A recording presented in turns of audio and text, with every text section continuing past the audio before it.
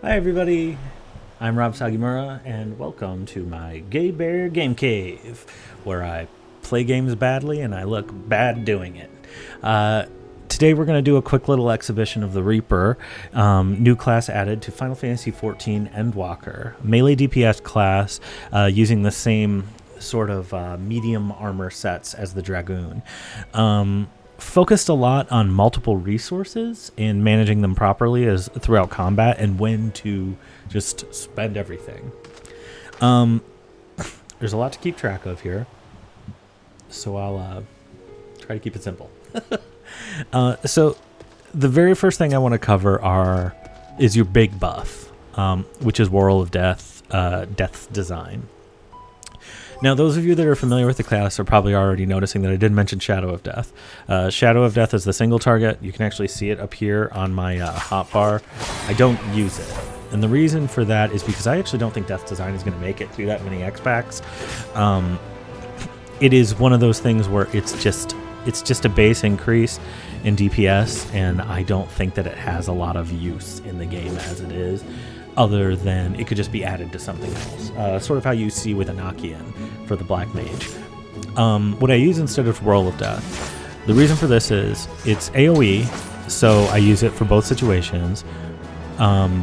Shadow of Death and Whirl of Death are not going to be major DPS increases for you on their own, so the DPS difference between them is negligible, and also because I don't like having too much stuff on my hotbar.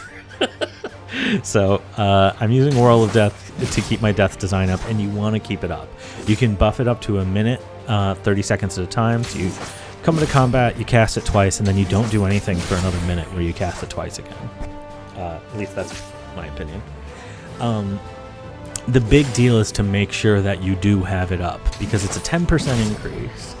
And it's a big purple circle, and everybody likes that. I mean, the truth is, too, is that Shadow of Death looks good. I mean, all of the Reaper abilities look good, but there's just no reason to have... I don't know. It bugs me that I have to have two abilities to grant the same debuff to the target.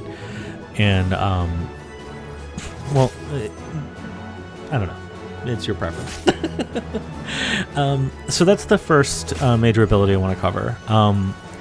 One of the big thing I did mention, though, is resource management, and we've got 4 resources we need to manage in playing the Reaper, which is a lot. It's kind of complicated to keep track of. So your base combo, like you do have with every physical DPS class in Final Fantasy XIV pretty much, is Slice, Waxing Slice, Infernal Slice. And again, the way the combos work is you cast one, and then a combo action will highlight, and it'll do more damage because you cast the other one before it. And then finally, Infernal Slice will do more damage because you cast Waxing Slice in front of it. Great. You only have a 3-button combo. It's fine. It's not much to keep track of. In a perfect world, though, you're almost never going to cast these. Obviously, you're going to. But in a perfect world, you can avoid them because they're going to slow build your gauge called the Soul Gauge. Which is this red one over on the right here, which you can see currently at 30. Normally, if I want to build Soul Gauge, though, I'm going to use Soul Slice, which is a longer cooldown, and it's going to grant me 50 at a time, 50 being an important number. So we'll cast Soul Slice here, and you see that Gluttony and Bloodstalk are now highlighted. Gluttony is going to grant me 2 charges of... Oh, I forget what the ability is called. Or what that one is called. I forgot about that. Grant Soul Reaver. Okay, so it's going to give... That's a fifth resource. It's going to grant me 2 charges of Soul Reaver, which allows me to cast Gallows and Gibbet. Gallows is a directional. Only under the effect of Soul Reaver I can use from behind for a chunk. And then Gibbet is from the side for another chunk. And they actually kind of combo off of each other, so you want to make sure that you are alternating between them. And they're also going to change your ability over here, Bloodstalk, into either Unveiled Gallows or Unveiled Gibbet. And so you can see now I have another Soul Slice up, so I'll cast Unveiled Gallows, and it will make Gallows available, go behind, cast Gallows, do a chunk of damage. And so that's basically how you want your Soul Gauge to work in combat, is you want to be using it as often as you can, because you'll see that it's actually building this other gauge called the Shroud Gauge. So I'm going to go ahead and get back up to 50 Soul Gauge. I'm going to cast Unveiled Gallows, go behind, cast Gallows, get my chunk of damage, and you can see, and maybe you heard, that I've gotten up to 50 with what's called my Shroud Gauge. Getting up to 50 in your Shroud Gauge gives you the ability to use Enshroud, which is another resource we'll see in a second. There's a quicker way to do this. You got to do this kind of a little bit different, a little bit faster, which is you cast Arcane Circle. Up until a certain level, I think it's 70 or 80 something, or 7, I don't know, A level. Arcane Circle is just an AoE buff that gives a 3% damage increase for 20 seconds to you and nearby party members. But after you get to, let's see, what is it, 88, it also grants you the ability, using a resource, Stacks of Immortal Sacrifice, I guess that's a 6th resource, to cast Plentiful Harvest. Plentiful Harvest will immediately give you 50 Shroud Gauge. So we'll see what that looks like real quick. So I'm going to cast Arcane Circle and then immediately go into an ability, try to get myself Stacks of Immortal Sacrifice. And it looks like I have one, so I cast that, and then I'm going to hit Plentiful Harvest. And you can see my avatar came out when I did that and made that cool little duo attack. The abilities that use your Soul Gauge,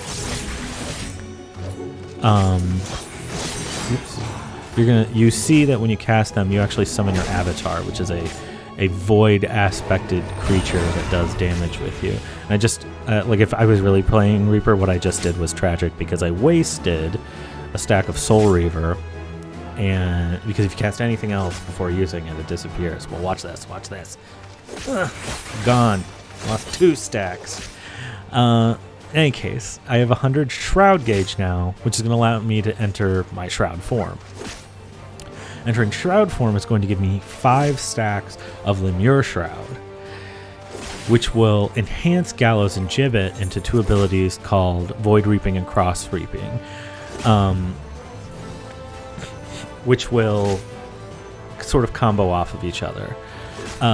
Void Reaping and Cross Reaping, in turn, will use stacks of Lemure Shroud and turn them into Void Shroud, which will give me the ability to use, what is it called? Lemure Slice. This is all single target again, by the way. So ideally, I will use 4 stacks of Void Shroud and 4 stacks of Lemure Shroud, and that will leave me with 1 stack of Void Shroud to cast. Oh, Lemure Shroud. I was getting them backwards. Lemure Shroud to cast Communio, which is my big damage ability, and I use it at the end. You can actually see there's another Reaper here using all their stuff. So we're just going to see what that looks like. So I'm going to go into my Enshroud, which is going to make me look really cool. Look how pretty I am. I'm an angry kitty. So we're going to go up here, and you see that my bar on the left has changed, and so we're going to use these. Cross Reaping, Void Reaping, Lemure Slice. Cross Reaping, Void Reaping, Lemure Slice, Communio. And it's pretty cut and dried once you get used to it. And thankfully, since everybody's starting at 70 and they're having to level up to it first, you have to learn these steps. So you get used to the fact that you are coming in here, you're building up your gauges, using your combo, and getting from one to the other. So, I've got 50 more again. We'll go into Enshroud, Cross Reaping, Void Reaping, Lemure Slice, Cross Reaping, Void Reaping, Lemure Slice, Communio.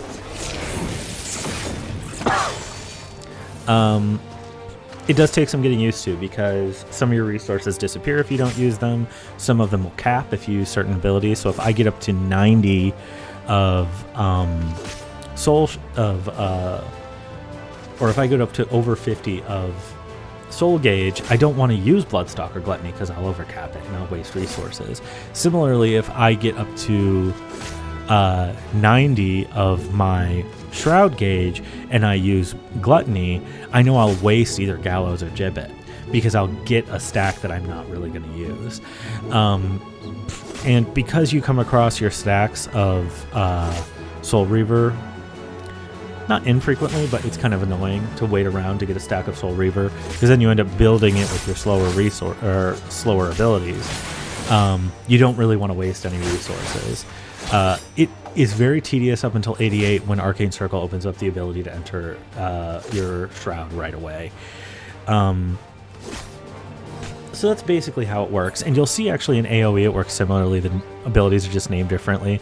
I've got Spinning Scythe, and Nightmare Scythe are my basic Soul Gauge building abilities.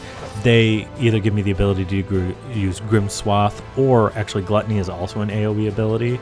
So if I cast Gluttony now, you'll see I get an AoE, and I can cast this Guillotine, which is the same as Gallows and Gibbet. I can cast it twice, and it's AoE. And I've got my my 20 of my Shroud Gauge there from casting it. Similarly, we've got Soul Scythe, and again, that's going to give me 50 of my Soul Gauge right away. Cast Grimswath, and then Guillotine. Grimswath I find to be an extremely annoying ability to actually target, but that's a side note. All this time I should be keeping Death's Design up, and I haven't been. Naughty. But using these abilities, you get much the same effect that you would want to as doing it through single target. It plays the same way, it's just I've got it set up to be on my other bar. So, we enter in Shroud. Oop, shouldn't have done this. And you go in and you get Grim Reaping is your Enshroud ability version, and then Lemure's Scythe, and then Communio. AoE works almost identically, it's just not as varied. And then again, you can jump right back into another Shroud by using your Arcane Circle. See, my Plentiful Harvest is available, go right back into Shroud. And all of these Shroud abilities become available, I believe, between 80 and 90. So you're playing a lot of the game you're just comboing back and forth between Bloodstock / Gluttony and Gallows / Gibbet. That gauge is not there because you're not entering Enshroud. And then you're hitting it. Let's see, when does Enshroud come? Oh, Enshroud comes up at 80, but you get Communio at 90. So your first 10 levels, you're not entering the Void Shroud at all. You're just managing stacks. And then, of course, you hit that, and then you're managing a lot of resources. There's only a couple other abilities I want to cover. The big ones are Hell's Egress and Hell's Ingress, which in turn on casting turn into Regress, which just basically takes you back to where you were. So, for instance, if I want to get out of combat, I cast Hell's Egress, and that's giving me an instant cast of my distant ability, and then to get back, I cast Regress. It brings me back to wherever that purple portal is. When the expansion pack first went live and everybody was playing Reaper, those purple portals were called thresholds, were all over the place in all of the instances. It was very funny, and you never knew where yours was. There's some other abilities to cover here. Again, I just talked about Harp, which is basically my magic cast ability. I only cast it really because it's fun, or when I have a stack of an instant cast. It doesn't fit into the rotation. It's mostly made to be used when you can't get close, so you can still contribute. And then the last one that's interesting here is Soul Sow / Harvest Moon. Soul Sow is a 5-second cast that basically empowers you to cast a different ability, which is called Harvest Moon. And this is what it looks like. It's pretty strong, it's AoE, and it's actually ranged, so we can see that here. Looks cool, looks great. Sometimes I just cast it because I like it. The one thing that's interesting about it, though, is that let's go ahead and reset our enmity. And if I cast Soul Sow now, it's instant cast. So you build up charges when you're out of combat, or build up a charge when you're out of combat, and it allows you to do an opener. It's great for dungeons where you just want to start right away with hitting all the mobs. Other than that, it's really, again, it's about knowing when to hit what. So if I'm going into an actual combat situation, let's say that this is a boss, not a group of mobs. I'm going to Hell's Ingress in, get my death design up, immediately cast Arcane Circle, and then something else to get an Immortal Sacrifice stack. And then as soon as I get it, Plentiful Harvest, and then Enshroud. You really want to be in Enshroud as often and as quickly as you can. Cast out all of these resources, and then you come out of Enshroud. And see, I'm already at 50, so I'm going to hit Gluttony, go to Gallows, which I should be casting from behind, Gibbet, got Soul Slice, so I'll go ahead and cast it again, Gallows. Another one, Gibbet, get in there, do some attacks, get back up to 50.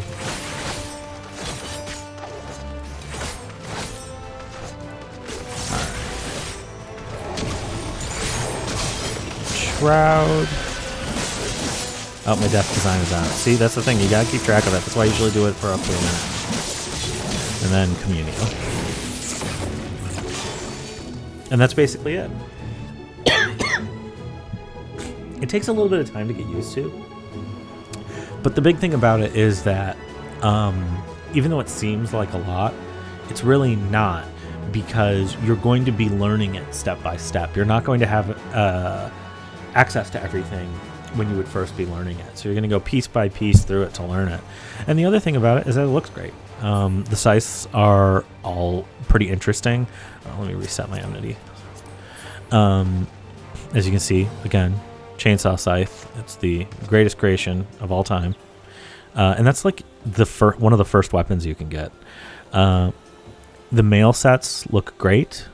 Here I am in my secret kitty, his helmet and everything. And it really does look great in combat. If that's something that interests you, which it does for me, certainly. It feels very smooth. The biggest thing is it takes some time to master not wasting resources, especially because I'm here fighting a dummy, but managing this against enemies with different levels of hit points, or if you're at a boss. Especially I was playing Reaper against one of the last trials, which I'm not going to mention for spoilers, even though I'll probably run it at some point. You're jumping in and out of AoEs. It's not so easy to keep focused. Keep your death design up. Always know that that's your first priority. So it's easy to get started with and difficult to really get 100% at, which is why I think a lot of people have fallen off of using it already. But it's a lot of fun. I highly recommend it. And thanks for watching. As always, I'm Rob Sagimura, and this is my Gay Bear Game Cave, where I think you know what? No, I did. I played pretty badly, but at least I look bad playing it. Thank you.